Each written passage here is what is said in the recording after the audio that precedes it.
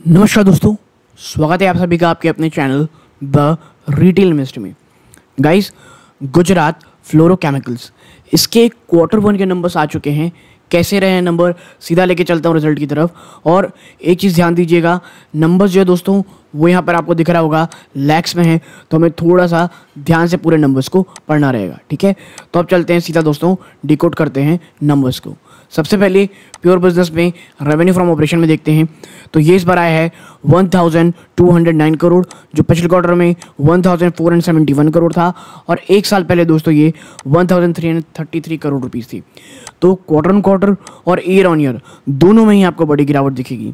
बात करें other income की, तो ये इस बार 14.5 करोड़ की आई है, जो पिछले क्वार्टर में 18.5 करोड़ थोड़ी ज़्यादा थी, और एक साल पहले ये 26 करोड़ से ज़्यादा थी।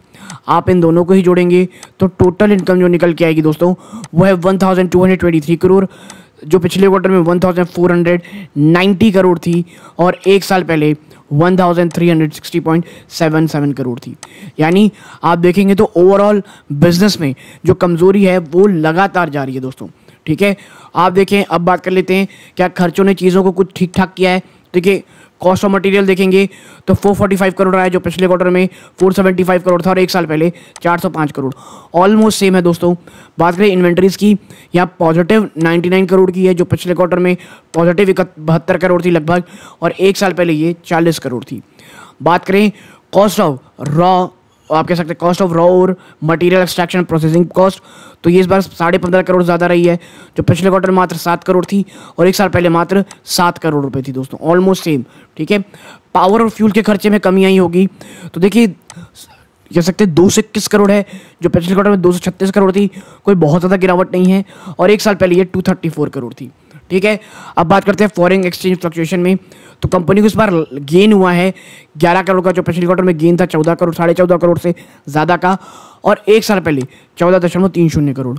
फाइनेंस कॉस्ट देखेंगे कंपनी की तो 28 करोड़ रही है, जो पिछले क्वार्टर में 34 करोड़ से ज़्यादा थी, और एक साल पहले ये 20.89, ऑलमोस्ट 21 करोड़ आप कह सकते हैं। अब क्या बचा भाई, अदर एक्सपेंसेस क्या है, तो देखिए 197.26 करोड़ है, जो पिछले क्वार्टर में 224 करोड़ ज़्यादा थी, और एक साल पहले 205 करोड़।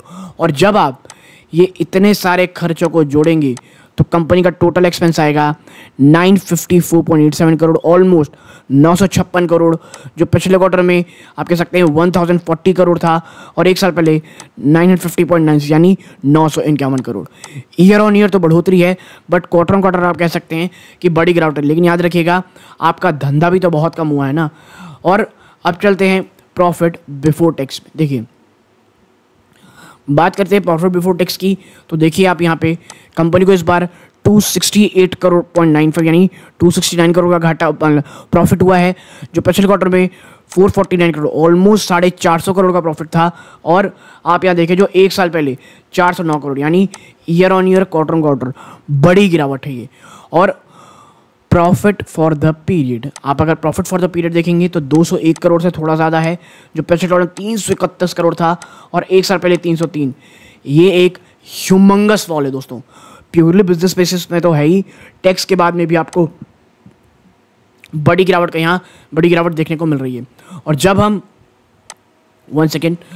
हम टोटल कॉम्प्रिहेंसिव इनकम की बात करेंगे ना, मैं देखता हूँ यहाँ पर टोटल कॉम्प्रिहेंसिव इनकम, तो कंपनी को 149 करोड़, ठीक है, आप देख सकते हैं total comprehensive income for the period करवाने profit and other expenses 199.66 crore है प्रॉफिट, जो पिछले क्वार्टर 331 करोड़ का आप कह सकते हैं प्रॉफिट था, और एक साल पहले 303।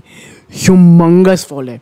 ईपीएस भी आप देखें कहाँ वो 30 रुपये से भी ऊपर हुआ करती थी, वो घट के 20 रुपये के नीचे 18.31 पे आ गई है, और एक साल पहले 27.62 पे। ठीक है, यानी एक बड़ी गिरावट ईपीएस में भी आपको देखने को मिल रही है। तो ये रिजल्ट दोस्तों डिसअपॉइंटिंग है, मंडे को शायद एक बड़ी गिरावट आपको देखने को मिले। तो यहाँ तक जुड़े रहे, इस बात का बहुत बहुत धन्यवाद। ये सूर्यकांत है, जय हिंद दोस्तों।